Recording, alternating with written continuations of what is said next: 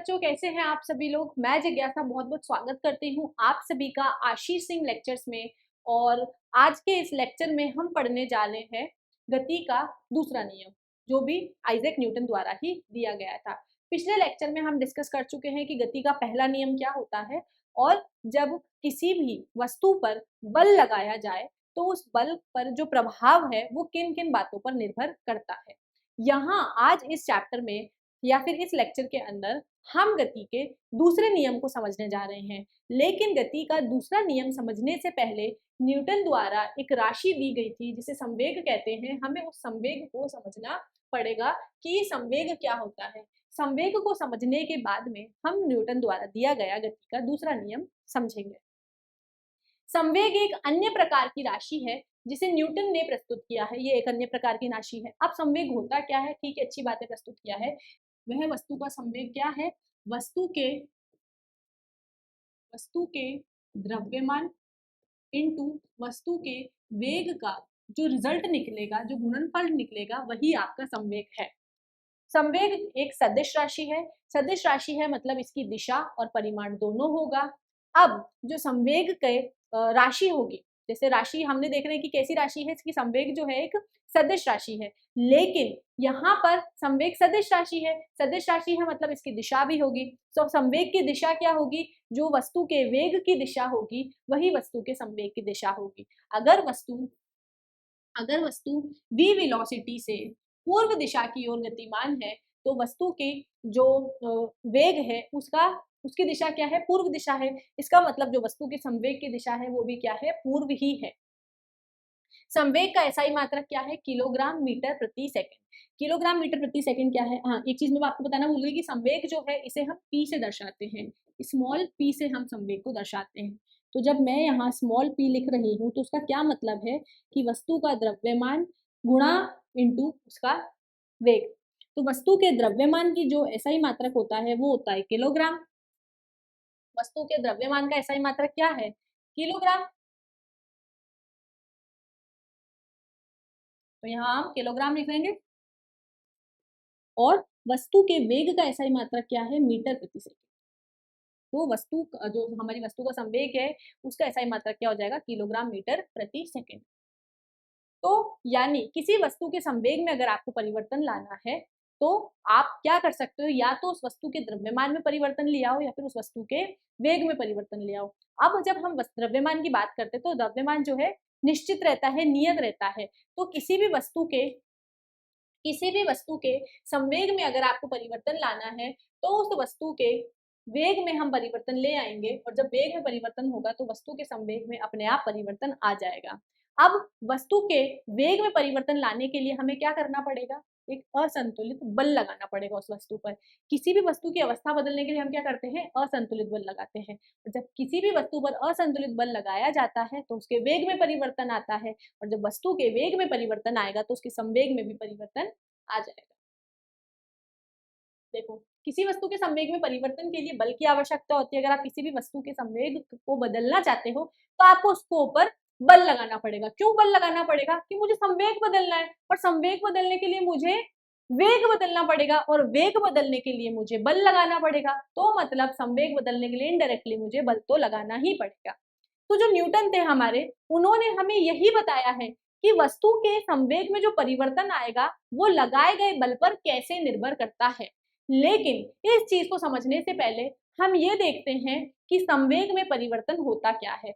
हम देख चुके हैं कि जो वस्तु का संवेग है, किसी भी वस्तु का जो संवेग है वो क्या होता है?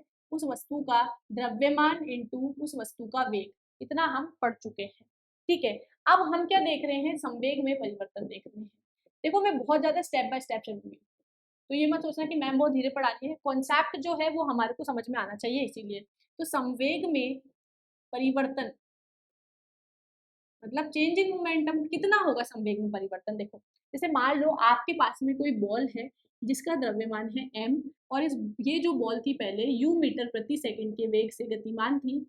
इस बॉल के ऊपर हमने इसके वेग की दिशा में ही बल लगा दिया है, इसकी गति की दिशा में ही बल लगा दिया, जिस वजह से इस बॉल का जो वेग था वो u से क्या हो गया है? v मीटर प्रति सेकंड हो गया है। तो जब यहाँ पर वेग में बदलाव आया तो वस्तु के संवेग में भी बदलाव आया है। जब वेग में बदलाव आया है तो वस्तु के संवेग में भी बदलाव आया है। तो मान लेते हैं हम कि आरंभिक स्थिति में वस्तु का जो संवेग था वो था p1। वस्तु की आरंभिक स्थिति में वस्तु का संवेग था p1 और जब वेग में बदलाव आया तो संवेग बदल गया और बदले हुए संवेग को हम मान लेते हैं p2। तो वस्तु के संवेग में जो बदलाव आया है उसे हम डेल से प्रदर्शित करेंगे। इस डेल का मतलब होता है चेंज, बदलाव। तो कितना बदलाव आया है वो हम देखते हैं। तो p2 माइनस p1 जो है वस्तु के संवेग में बदलाव आ गया है। ठीक है, तो ये तो वस्तु के संवेग में परिवर्तन की बात हुई है। इसको और थोड़ा सा डिस्क्राइब कर लेते हैं। p2 कितना होता है? p2 होता है हमारा m इंटू वी, बाद वाला देख रहे हैं ना। और p1 क्या है हमारा? m into you, mass into velocity, द्रव्यमान इंटू वेग। तो यहाँ पर जो हमारी वस्तु के संवेग में परिवर्तन आया है वो कितना हो गया है? mv minus you. ठीक है, इतना समझ में आया। नेक्स्ट हम देखते हैं। नेक्स्ट क्या बोल रहा है? न्यूटन का हम नियम पढ़ते हैं ना, गति का नियम पढ़ते, उस हिसाब से देखते हैं। ये बताता है कि वस्तु के संवेग में परिवर्तन, वस्तु के संवेग में परिवर्तन। तो वस्तु का संवेग में परिवर्तन हमने देख लिया है की दर, वस्तु के संवेग में परिवर्तन की दर। अब जब भी आपका दर शब्द आ जाए फिजिक्स में तो आपको क्या करना है? दर शब्द आने पर आपको उस राशि को समय से भाग दे देना है। तो संवेग में परिवर्तन के दर की मैं बात कर रही हूँ, तो यहाँ पर संवेग में परिवर्तन की दर क्या हो जाएगी? टाइम से भाग दे दूंगी, पर टाइम कितना?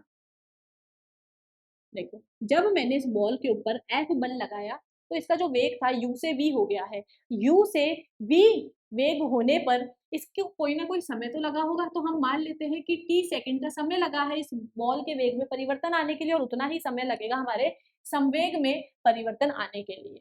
तो जब बॉल के ऊपर वेग लगाया गया तो संवेग में परिवर्तन लाने के लिए हमें समय कितना लगा है? t समय लगा है। तो संवेग में जो परिवर्तन है वो हमारा कितना हो जाएगा? डेल पी बटा डेल टी, क्योंकि दर बोल दिया है ना, दर बोलते ही हम समय से इसको भाग दे देंगे। तो ये कितना हो जाएगा हमारे पास में? डेल पी को हम क्या लिख लेंगे? एम वी माइनस यू बटा टी। जितना भी समय लगा है उतना, 2 सेकंड लगाए तो 2 से भाग दे देंगे, 5 सेकंड लगाए तो 5 से भाग दे देंगे। इतना समझ में आया?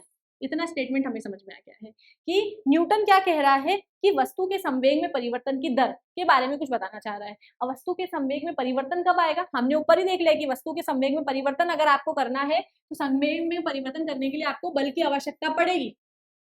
ठीक है, मतलब संवेग में जो परिवर्तन आ रहा है वो बल से जुड़ा हुआ है। तो न्यूटन ने क्या बता दिया? न्यूटन ने बस इतना बता दिया कि कैसे जुड़ा हुआ है। न्यूटन क्या बोल रहे हैं कि किसी भी वस्तु के संवेग में परिवर्तन की दर जो है वो उसके ऊपर लगने वाले असंतुलित बल के, उसके ऊपर लगने वाले असंतुलित बल के समानुपाती होगी। कि जब मैं इस बॉल के ऊपर F अमाउंट में बल लगा रही हूँ तो बल लगाने से इस बॉल के संवेग में परिवर्तन आया है।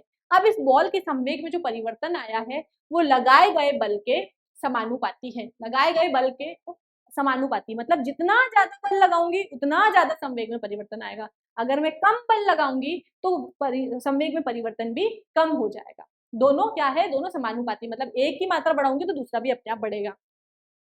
तो किस पर निर्भर कर रहा है? न्यूटन क्या बोल रहा है कि वस्तु के संवेग में जो परिवर्तन की दर है, वस्तु के संवेग में जो परिवर्तन की दर है वो समानुपाती है उस वस्तु पर लगाए गए असंतुलित बल के। तो कुछ इस तरीके का न्यूटन का सेकंड लॉ का स्टेटमेंट मैं लिख सकती हूँ इस डेफिनेशन से। ये जो सिर्फ डेफिनेशन लिखी मैंने, ये हमारा सेकंड लॉ है। अब इसको हम आगे जाकर के और डिराइव करेंगे, पर अभी हमें इतना समझ में आया कि न्यूटन क्या कह रहा है कि किसी भी वस्तु के संवेग में जो परिवर्तन की दर है वो उसके ऊपर, उस वस्तु के ऊपर लगाए गए असंतुलित बल के समानुपाती होता है। इतना हमें समझ में आ गया है। तो चलो, अब जब उसने इतना कुछ बता ही दिया है तो फॉर्मूला भी बना लेते हैं कैलकुलेशन करने के लिए। कभी कोई पूछ ले कि इस वस्तु के ऊपर मैंने, इस वस्तु को मैंने मान लो 10 न्यूटन का बल लगाया तो उसके अंदर कितना संवेग में परिवर्तन हुआ है बताओ हमें। तो जब न्यूटन ने इतना कुछ बता दिया तो हम फॉर्मूला भी डिराइव कर ही लेते हैं। या फिर आपको कोई बोल दे कि इस वस्तु के संवेग में 4 न्यूटन, क्योंकि जो आपका संवेग है वो एक तरीके से बल की मात्रा ही है ना, जो संवेग है आपका एक तरीके से बल की मात्रा ही, कि कितना बल लगा रहे हो उस हिसाब से ही संवेग में परिवर्तन हो रहा है। तो अगर मान लो सपोज आपको कोई बोल दे कि किसी वस्तु के संवेग में जो परिवर्तन हुआ है वो कितना हुआ है, 4 किलोग्राम मीटर प्रति सेकंड का संवेग में परिवर्तन हुआ है और संवेग में परिवर्तन होने के लिए 2 सेकंड का समय लगा है, तो बताओ कितना बल लगाया? कितना बल लगाया, तो हमें वो सारी चीजें भी कैलकुलेट करनी है, तो फॉर्मूला बना लेते लगे आगे। तो न्यूटन ने क्या बोला है कि किसी भी वस्तु के संवेग में परिवर्तन की दर को हम, मतलब जो भी परिवर्तन में दर होगी वो किसके समानुपाती है, लगाए गए असंतुलित बल के समानुपाती है। अब मुझे क्या पता है, इस डेल पी को मैं क्या लिख सकती हूँ, डेल पी मैंने पढ़ा है P2 माइनस P1, और समय कितना है मेरा t। मान लो 0 सेकेंड, पहले जब जब जब आपने पहला संवेग देखा था तो समय था 0 सेकेंड, और बाद में जब आपने दूसरा संवेग नोटिस किया है तो आपका समय हो गया है 5 सेकेंड। तो समय भी तो कुछ ना कुछ लगेगा, तो 5 सेकेंड का समय हो गया है, वो हम बाद में देख लेंगे उस चीज को। समानुपाती है बल के, ठीक है, समानुपाती है बल। P2 कितना है हमारा mv, P1 कितना है हमारे पास में mu, टाइम हमारा एज इट इज चल रहा है, समानुपाती है बल के, ठीक है। यहां से अगर मैं v को कॉमन ले लूं, सॉरी यहाँ से अगर मैं m को कॉमन ले लूं तो v माइनस यू हो जाएगा, v माइनस यू बटा डेल टी। और ये चीज मैंने कहीं देखी हुई है, ये वाली जो चीज है ना, ये मैंने कहीं और भी पढ़ी है, गति वाले चैप्टर में जाओ। क्या हमने नहीं पढ़ा है कि किसी भी वस्तु के वेग में परिवर्तन की दर को हम त्वरण बोलते हैं, पढ़ा है कि नहीं पढ़ा है गति चैप्टर में? गति चैप्टर में इसके बारे में हम पढ़ के आ चुके हैं। तो क्या यहाँ पर मैं v माइनस यू बटा टी को a लिख सकती हूँ? जैसे ही मैं v माइनस यू बटा टी को a लिखूंगी तो मेरा जो ये समीकरण है ये क्या बन जाएगा, एम ए बराबर, सॉरी एम ए एक सेकेंड, तो मेरा ये जो समीकरण है ये क्या बन जाएगा, एम ए बराबर, एम ए समानुपाती है एफ के। अभी समानुपाती का चिन्ह अच्छा नहीं लगता है, जब देखो जब फिजिक्स में बीच में आ जाता है, तो इस समानुपाती के चिन्ह को हटाने के लिए, चिन्ह को हटाने के लिए हम क्या करते हैं कि स्थिरांक इंट्रोड्यूस कर देते हैं। वो स्थिरांक मान लो हमारे पास में k है, तो जैसे ही मैं यहाँ पर प्रोपोर्शनलिटी का साइन हटाती हूँ, व्युत्क्रमानुपातों का चिन्ह हटाती हूँ, तो यहाँ पर क्या आ जाएगा, बीच में कूद करके k आ जाएगा, ठीक है। इस k का मान हम 1 मान लेंगे, तो हमारे पास में जो न्यूटन के द्वितीय नियम से समीकरण आएगा वो क्या आ जाएगा, F बराबर एम ए जो है हमारे पास में समय आ जाएगा। आई होप आपको इतना क्लियर हुआ है। यहाँ पर जो ये न्यूटन, ये जो F आया है इसका ऐसा ही मात्रक है न्यूटन, और न्यूटन इसके बराबर है किलोग्राम मीटर प्रति सेकंड स्क्वायर के बराबर है। और वो आपको इतना क्लियर हुआ होगा। न्यूमेरिकल से रिलेटेड हम करेंगे, कॉन्सेप्ट और ज्यादा क्लियर हो जाए। नेक्स्ट स्लाइड पे आते हैं।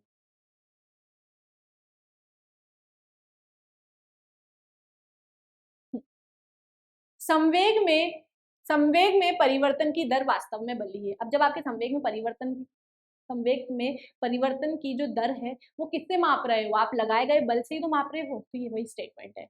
बल का जो मात्रक है क्या है, किलोग्राम मीटर प्रति सेकंड स्क्वायर है, पहले हम डिस्कस कर ही चुके हैं ये, और किलोग्राम मीटर प्रति सेकंड स्क्वायर को हम क्या बोल देते हैं, न्यूटन बोल देते हैं।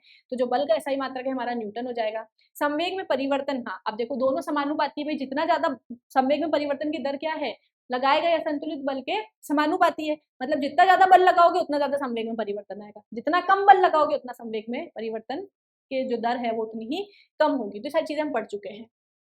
इससे रिलेटेड कुछ डेली लाइफ एग्जांपल्स हम देख लेते हैं कि हम इसे कहाँ हमारी डेली लाइफ में, दैनिक जीवन में इस्तेमाल करके हम कैसे अपने आप को काफी सारी चोटों से बचा सकते हैं। देखो यहाँ पर आपको क्या दिख रहा है, खिलाड़ी है जो बॉल को कैच कर रहा है, ठीक है।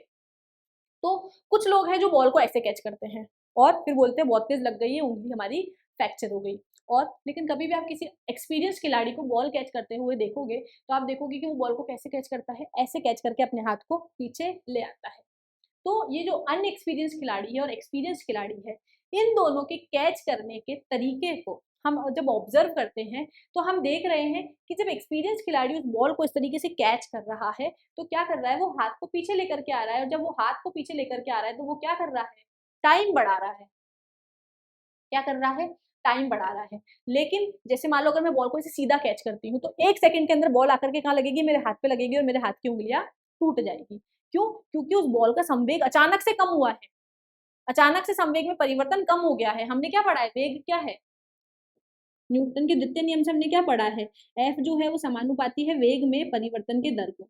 तो जब मैं इस वेग में परिवर्तन की दर को कम कर देती हूँ, देखो इनवर्सली प्रोपोर्शनल है ना, व्युत्क्रमानुपाती है ना, व्युत्क्रमानुपाती मतलब कि एक चीज बढ़ेगी तो दूसरी चीज घटेगी। अगर मैं यहाँ समय कम कर दूंगी तो बल बहुत ज्यादा हो जाएगा। तो जब मैं बॉल को अचानक से कैच कर लेती हूँ, 1 सेकंड के अंदर ही कैच कर लेती हूँ, तो बल बहुत ज्यादा लगाया जाता है बॉल के द्वारा मेरी उंगलियों पर, जिससे मेरी उंगलियां टूट जाती है। लेकिन जब बॉल को मैं इस तरीके से पीछे लाते हुए कैच करती हूँ तो मैं क्या करूंगी, मैं टाइम को बढ़ा दूंगी।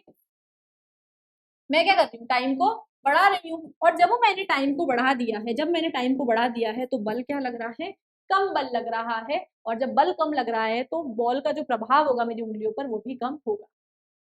एक क्रिकेट खिलाड़ी बॉल लपकते समय, बॉल को कैच करते समय क्रिकेट मैच के दौरान मैदान में क्षेत्र रक्षक को तेज गति से आ रही गेंद को लपकते समय हाथ को पीछे की ओर ले जाकर के कैच करता है। तेज घूमती बॉल उसके वेग के कारण संवेग की मात्रा अधिक होती है। अब जब बॉल बहुत तेज वेलोसिटी से आ रही है तो उसके अंदर संवेग बहुत ज्यादा होता है, तो इसलिए बॉल में काफी ज्यादा बल होगा, क्योंकि जितना ज्यादा बॉल का वेलोसिटी होगा उतना ही ज्यादा बॉल का संवेग होगा। और संवेग, जितना ज्यादा बॉल का संवेग होगा उतना ही ज्यादा जो बॉल है किसी भी वस्तु के ऊपर बल आरोपित करेगी। तो समय को बढ़ाने के लिए क्षेत्र रक्षक मतलब फील्डर यहाँ पर, तो समय को बढ़ाने के लिए जो फील्डर होता है वो हाथ पीछे की ओर खींचता है। तो जब ये फील्डर गेंद को हाथ में लेते हुए गेंद को पीछे की तरफ खींचता है तो वो क्या करता है, धीरे धीरे बॉल के गेंद के संवेग को बदल रहा है। यहाँ पर जब आप अचानक से पकड़ते हो ना तो अचानक से संवेग परिवर्तन हो जाता है, अचानक से बहुत ज्यादा फोर्स आपके हाथ में लगती है। लेकिन जब आप इसको धीरे धीरे धीरे धीरे पीछे खींचते हो तो आपका समय बढ़ा रहे हो, तो समय बढ़ाते बढ़ाते क्या होता है, बॉल का जो संवेग में परिवर्तन आता है वो बहुत धीरे धीरे धीरे धीरे आता है, जिसके कारण बल जो है बॉल द्वारा हमारे हाथों पर बल कम लगता है और हम चोट से बच जाते हैं। तो जब वो क्षेत्र रक्षक हाथ को पीछे की तरफ लेकर के आता है तो समय बढ़ाता है। और इस प्रकार क्या होता है, जो फील्डर होता है गेंद के वेग को धीरे धीरे शून्य कर देता है। गेंद के वेग को शून्य करने के लिए समय ज्यादा ले रहा है वो, और जब समय ज्यादा ले रहा है तो बॉल के द्वारा जो बल लगाया जाएगा हमारे हाथों पर वो कम हो जाएगा। तो संवेग में परिवर्तन की दर कम हो जाती है। जब संवेग में परिवर्तन की दर कम हो गई है तो बॉल द्वारा तो बल भी कम हो जाएगा, जिस कारण तेज गति से आ रही गेंद का प्रभाव हाथ पर कम पड़ता है और हाथ के चोटिल होने से बच जाता है। आई होप क्लियर होगा आपको ये। नेक्स्ट पर चलते हैं हम। क्या कह रहा है कि ऊंची छलांग करने के लिए कुशन विस्तार अथवा भुरभुरी मिट्टी बालू का उपयोग किया जाता है। क्यों बालू का उपयोग किया जाता है, देखो, या फिर है ना जो गद्दे होते हैं ना कुशन, उसके अंदर इस तरीके से स्प्रिंग लगी हुई होती है। तो जब भी कोई छलांग वाला गेम होता है, ऊंची छलांग वाला गेम होता है, तो उसके अंदर हम क्या करते हैं, मिट्टी का यूज करते हैं, फिर कुशन का यूज करते हैं। तो ऐसा क्यों होता है? ऐसा खिलाड़ियों के छलांग लगाने के बाद में, अब जब खिलाड़ी छलांग लगाता हुआ तो दौड़ करके बाहर से ऐसे उछल के आता है, तो जब खिलाड़ी आपको उछल करके आएगा तो उसके अंदर बहुत ज्यादा वेग होगा, जिसकी वजह से उसका संवेग भी ज्यादा होगा। तो अगर मान लो मैं यहाँ पर कुशन या फिर स्प्रिंग नहीं लगाऊं, यहाँ पर मैं एक कठोर आंगन रख देती हूँ, तो क्या करेगा, खिलाड़ी अचानक से जाकर के आंगन में गिरेगा और उसका जो संवेग में परिवर्तन है वो चुटकियों में हो जाएगा। 1 सेकंड के अंदर से उसका संवेग 50 से 0, जिसकी वजह से संवेग में परिवर्तन बहुत कम समय में हुआ है, तो खिलाड़ी के ऊपर बल बहुत ज्यादा लगेगा, जिसकी वजह से वो ज्यादा जख्मी हो सकता है। लेकिन जब हम बुरबुरी मिट्टी या फिर स्प्रिंग का इस्तेमाल करते हैं तो संवेग में जो परिवर्तन की दर है उसको हम बढ़ा देते हैं। मतलब संवेग में परिवर्तन होने में टाइम हम इंक्रीज कर देते हैं, और जब टाइम इंक्रीज होगा, जब समय बढ़ने लगेगा, संवेग में परिवर्तन के दर को जब हम बढ़ा देंगे तो जो हमारा खिलाड़ी है उसके ऊपर बल कम लगेगा, जिसकी वजह से वो चोटग्रस्त नहीं होगा, उसको चोट नहीं लगेगी। इस स्थिति में संवेग में परिवर्तन की दर तथा बल कम हो जाता है। जब आप समय बढ़ा दोगे तो बल अपने आप में कम हो जाएगा। तो आई होप आपको आज के लेक्चर में इतना समझ में आ रहा है।